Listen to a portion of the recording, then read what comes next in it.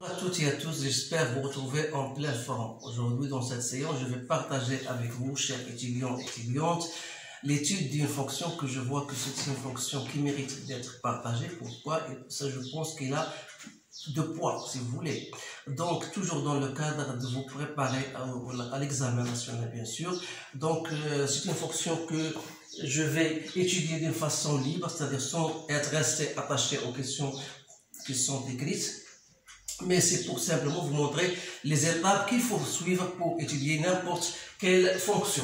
Alors, la première des questions à poser, voilà la fonction ln de x plus racine de x carré plus 1. Alors là, vous savez dans votre cours que lorsque vous avez une fonction f de x égale à ln de x, alors cette fonction-là, elle est définie sur x, tel que x est strictement supérieur à 0. Alors, pour notre cas, il faut que x plus racine de x carré plus 1 soit strictement supérieur à 0. Alors là, si vous essayez de terminer, donc le domaine de définition, c'est l'ensemble des x appartenant à R, tel que x plus racine de x au carré plus 1 doit être supérieur à 0. Alors là, qu'est-ce qu'il faut faire? Parce que c'est pas facile du tout de montrer cette équation-là. Donc, puisqu'on a travaillé dans R, donc dans R, ou bien on aura x supérieur ou égal à 0, ou bien x inférieur ou égal à 0. On a deux cas, soit x positif, soit x négatif. Alors, pour x est positif, ça est positif et ça est positif, donc il n'y aura pas de problème. Pourquoi? Parce que, quel que soit x appartenant à R, vous savez que x au carré est supérieur à 0. C'est-à-dire que x au carré plus 1 est supérieur à 1. Autrement dit, racine de x carré plus 1 est supérieur à 1. Et comme x est supérieur ou égal à 0, c'est-à-dire que x plus racine de x au carré plus 1 sera strictement supérieur à 0. Alors, dans le premier cas, il n'y aura pas de problème pour x est supérieur ou égal à 0. Maintenant, pour le deuxième cas, si x est inférieur ou égal à 0, c'est-à-dire on aura toujours racine de x carré plus 1 toujours supérieur à 0. Mais qu'est-ce que je peux écrire comme étant, voilà, x au carré plus 1. Je peux la transformer, si vous voulez, parce que je ne peux pas discuter comment x est négatif et ça est positif. Je ne peux pas voir si mon résultat, ça va me donner quelque chose de positif ou bien négatif. Donc, je dois multiplier par la forme conjuguée que vous le savez tous. Alors là, c'est bien ça. Le tout divisé par x moins racine de x au carré plus 1. Donc, c'est une forme que vous connaissez, a plus b fois a moins b, c'est a carré moins b carré, c'est simple. Donc, x carré avec x carré, on se débarrasse. Donc, il reste moins 1 sur x moins racine de x carré plus 1. Alors là, vous savez bien sûr que pour x négatif, ça, ce terme, c'est négatif. Ce terme est positif. Avec ce moins, ça donne un résultat négatif. Avec ce moins-là, donc ça me donne un résultat positif. Donc, qu'est-ce que vous remarquez? Que quel que soit x, soit positif, soit négatif, vous aurez toujours x plus racine de x carré plus 1 est toujours strictement supérieur à 0. Alors, votre domaine de définition, c'est R. Alors, j'écris, voilà, mon domaine de définition, c'est R. Voilà. Donc, le domaine de définition de cette fonction, c'est R. Bien sûr, n'ayez pas peur parce que on ne va pas vous déterminer le domaine de définition. On vous dit, voilà, montrez que le domaine de définition de cette fonction est R, bien sûr. Donc, la deuxième question, c'est montrer, je vais écrire les questions pour que vous puissiez répondre. Montrer que f est impair. Alors là, pour répondre à cette question, il faut tout simplement montrer que quel que soit x appartenant à votre domaine de définition, alors moins x appartient au domaine de définition. Ça, c'est une condition qui est réalisée. Alors, il reste chercher f de moins x et c'est voir s'il est égal à moins f de x. Alors, on a f de moins x, c'est quoi? C'est moins x plus racine de x carré plus 1. Alors, arrivé à là, qu'est-ce qu'on va faire? Parce qu'on ne peut pas dire que ça égale à moins f de x. Alors là, il faut toujours... voilà, voici les idées, voilà les astuces que je viens, pourquoi j'ai choisi cette fonction, pour vous montrer certaines astuces. Alors là, il ne faut pas la laisser comme ça, il faut multiplier toujours par la forme conjuguée, c'est-à-dire moins x plus racine de x carré plus 1, que je multiplie par moins x au carré moins x moins racine de x carré plus 1, je le reste ln tel qu'il est sur moins x moins racine de x au carré plus 1. Donc ça va me donner ln de x au carré avec moins x carré, donc il reste moins 1 sur moins x moins racine de x au carré plus 1. Voilà. Vous avez bien saisi la chose. Donc, je peux multiplier cette fois-ci par le moins 1 ici, par moins 1 dessus. Donc, si j'écris avec moins 1 ici, donc je se débarrasse pour ne pas écrire trop. Donc, ça me donne quoi? Ça me donne ln de 1 sur a, avec a, il est positif. C'est ln de a moins ln de b, donc ça me reste quoi? Moins ln de x plus racine de x au carré plus 1. Donc c'est bien moins f de x. Donc vous remarquez bien que cette fonction-là est une fonction impaire. On a bien montré que c'est une fonction impaire. Alors la question, pourquoi ils nous ont donné cette question? Pourquoi montrer que la fonction est impaire? C'est tout simplement pour faciliter la tâche. Pour, au lieu d'étudier la fonction sur tout n, il suffit de l'étudier sur le domaine moitié, c'est-à-dire soit sur 0 plus, soit sur moins l'infini 0. Alors là, on va choisir notre domaine d'étude 0 plus l'infini et on va en déduire bien sûr le tableau de variation pour l'autre côté. Alors là, c'est un truc que vous devez savoir. Chaque fois qu'on vous demande de montrer qu'une fonction est paire ou bien impaire, il faut diviser votre domaine de définition en deux parties. Donc, vous l'étudiez simplement sur votre partie, la première partie, pour ne pas perdre assez de temps. Donc, ça veut dire quoi? On va donc choisir notre domaine d'étude, G, soit G0 plus l'infini. Alors là, je remarque d'une part que f de 0, si je remplace par 0, ça me donne ln de 1, donc c'est 0. Donc il me reste de trouver la limite cette fois-ci. Donc voilà la question, troisième question.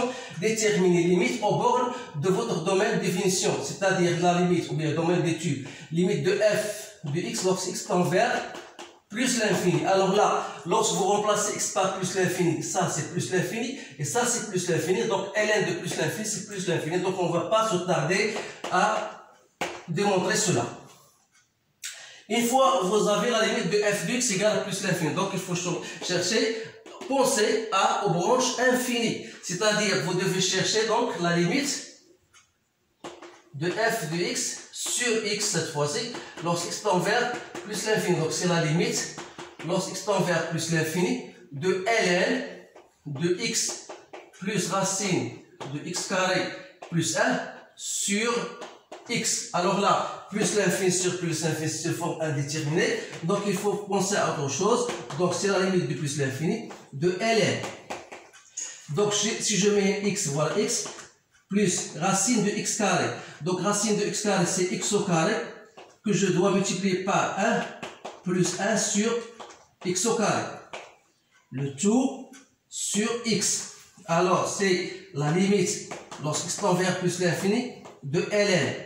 Je mets x en facteur de 1 plus. Alors là, x carré, lorsque je vais la sortir, ça me donne la valeur absolue de x. Alors comme x tend vers plus l'infini, donc la valeur absolue de x, c'est x. Alors c'est pour cette raison, je vais le faire directement. Il me reste racine de 1 plus 1 sur x au carré. Le tout sur, bien sûr, sur x. Alors là, je simplifie, bien sûr. Alors, il faut faire attention parce que si x tend vers moins l'infini, vous aurez la valeur de absolue de x, c'est moins x, donc vous devrez faire un moins ici. Alors là, donc, qu'est-ce qu'il me reste? C'est la limite de 1 plus racine de 1 plus 1 sur. Donc, 1 sur plus l'infini, c'est, donc, pardon, je ne dois pas simplifier ici. Donc, il reste ici ln de x, en facteur ln de x, fois plus ln de 1 plus racine de 1 plus 1 sur x au carré, le tout sur x. Voilà. Il faut faire très attention. f de x sur x. Alors ça, c'est tout sur x. Donc, ln de AB, puisqu'il s'agit ici d'un produit, donc c'est ln de A plus ln de B. Donc, voilà, j'ai mis ça. Donc, ça, c'est toujours chercher la limite de tout ça. Donc, x tend vers plus l'infini. Alors là, je peux égal. Donc, limite de ln de x sur x plus la limite. Donc, x tend vers plus l'infini. Donc, reste 1 sur x, ln de 1 plus racine de 1 plus 1 sur x au carré. Alors là, lorsque x tend vers plus l'infini, ça tend vers 0. Donc, ça, c'est 1. Donc, il me donne ici ln de 2 fois 0. Ici, c'est 0. Donc, 0 plus 0, donc c'est 0. Donc, la limite de f de x sur x égale à 0. Donc, qu'est-ce qu'on va dire? La courbe représentative de la fonction admet une branche parabolique de direction OX. Alors là, vous devez le savoir. Donc, je n'ai pas écrit cela, mais votre interprétation géométrique, c'est quelque chose qu'on vous demande, bien sûr. Une fois que vous avez trouvé la limite de f de x sur x égale à 0, vous dites voilà que la courbe représentative de la fonction f admet une branche parabolique de direction OX. Maintenant, je vais chercher la dérivée de cette fonction. Alors, la dérivée de cette fonction, donc il faut chercher f' de x. Vous avez une fonction de type ln de x, donc il faut faire la dérivée de ça, c'est-à-dire x plus racine de x au carré plus 1, le tout sur u de x. Voilà. X carré plus 1, et ça, c'est la dérivée. Alors là, c'est la dérivée de x, c'est quoi? C'est 1 plus la dérivée de x carré, donc c'est 2x sur 2 racines, donc je fais immédiatement, c'est x carré plus 1. Le tout sur x plus racine de x au carré plus 1. Je vais mettre au même dénominateur, ça me donne x au carré plus 1 plus x. Je vais baisser racine de x carré en bas, donc x au carré plus 1 fois x plus racine de x au carré plus 1. Je le fais d'une manière, bien sûr, un peu pressée, mais vous avez le temps de le faire de façon assez lente. Donc, arrivé là, vous avez un prime de x. Donc, ça me paraît un peu lourd. Donc, qu'est-ce qu'il faut faire? Toujours, donc, la même astuce, il faut multiplier par le conjugué. C'est-à-dire que vous avez multiplié par racine de x carré plus 1 moins x. Donc, on aura ici racine de x au carré plus 1. X plus racine de x carré plus 1. Je multiplie cette fois-ci par x moins racine de x carré plus 1. Et je multiplie en haut par x moins racine de x carré, ce qui va me donner x carré plus 1 moins x au carré, donc c'est 1. Voilà. Donc, ici, voilà, de la même manière, x plus racine, donc c'est quoi? C'est 1 sur racine de x au carré plus 1, que je multiplie par x au carré moins x carré, donc ça me donne 1. Donc, vous voyez que ça, la fonction f', ça devient très simple. Donc, la fonction f' de x, après, donc, c'est égal à 1 sur racine de x carré plus 1. Alors, comme ça, c'est toujours positif, donc on va dire que la fonction est croissante sur le domaine 0 plus l'infini.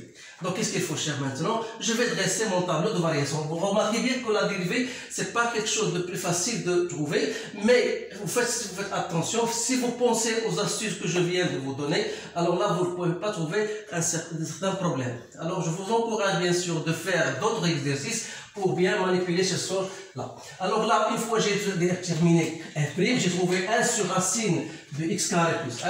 Je dresse mon tableau de variation sur, bien sûr, sur 0 plus l'infini. Voilà. Donc, f de x, voilà. On a dit qu'il est positif. Donc, ça, on a trouvé, c'est plus l'infini. Et f de 0, c'est bien 0. Alors là, question. Cherchez l'équation de la tangente au point 0. Alors, pour chercher l'équation de la tangente, vous devez être, bien sûr, vous avez appris cette relation. Y, c'est f' de 0, x moins 0 plus f de 0. Comme f de 0 égale à 0, f' de 0, c'est 1 sur racine de f' c'est déjà, on a trouvé x carré plus 1. Si vous remplacez par 0, ça vous donne 1. Donc c'est y égale à x. Voilà l'équation de la tangente. Alors, au point, bien sûr, au point, x égale à 0. La question qui vient après, c'est quoi? La position.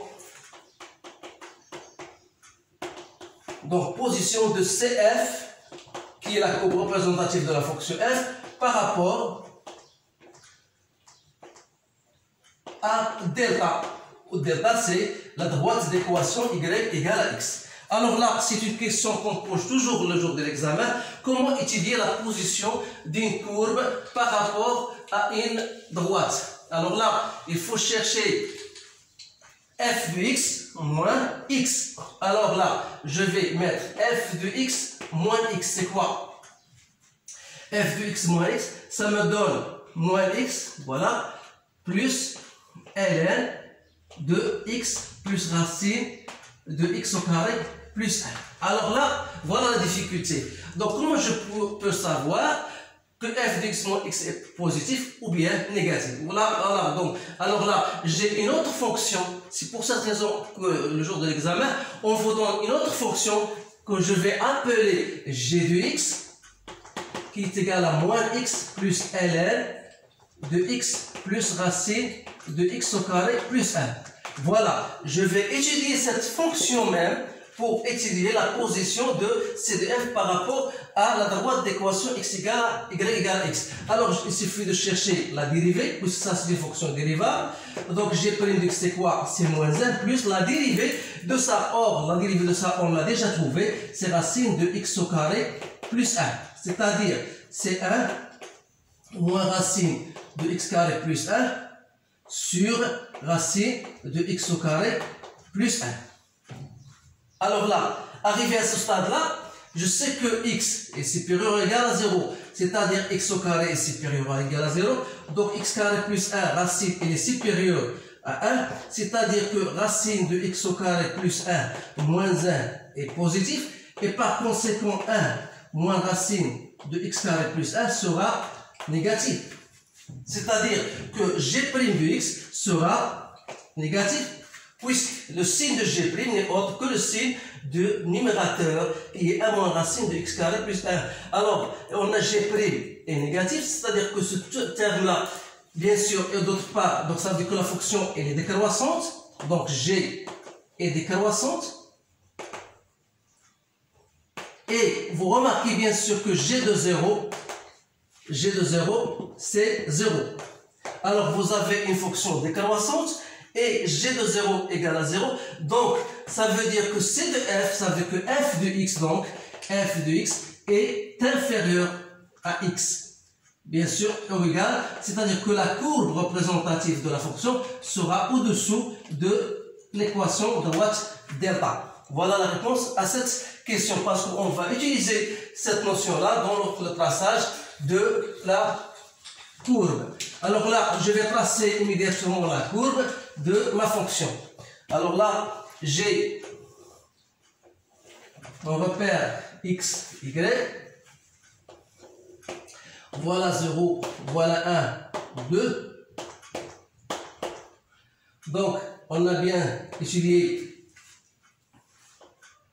ça, c'est moins 1. Donc, plus ou moins. Donc, c'est la droite d'équation y égale à x. Bien sûr, on a dit que 0, on a déterminé l'équation de la tangente au point 0, on a dit que y égale à x. Voilà l'équation de la tangente au point 0. F de 0, c'est 0. Alors là, qu'est-ce qu'on a dit encore? Est-ce que, bien sûr, là, on a dit que f de x admet une branche parabolique de direction au x. C'est-à-dire que la courbe, notre courbe, aura bien sûr cette allure-là. Voilà.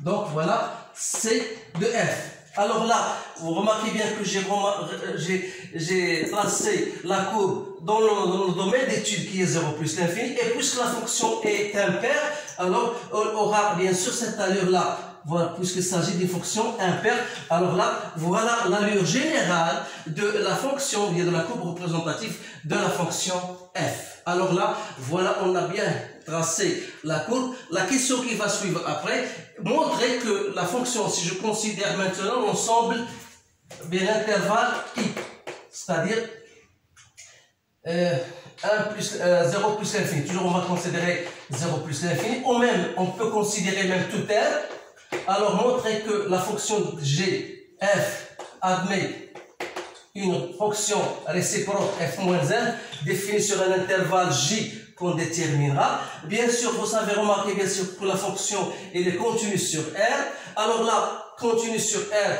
alors il admet, puisqu'elle est continue et puisqu'elle est croissante, donc il admet une fonction réciproque f moins 1 définie sur j, c'est-à-dire l'intervalle limite de moins l'infini plus l'infini. On a trouvé la limite de plus l'infini, c'est plus l'infini, et la limite de moins l'infini c'est facile à trouver, c'est moins l'infini, donc c'est R vers R, qui est tout x fait correspondre f moins 1 de x. Alors là, comment on trace cette fonction-là?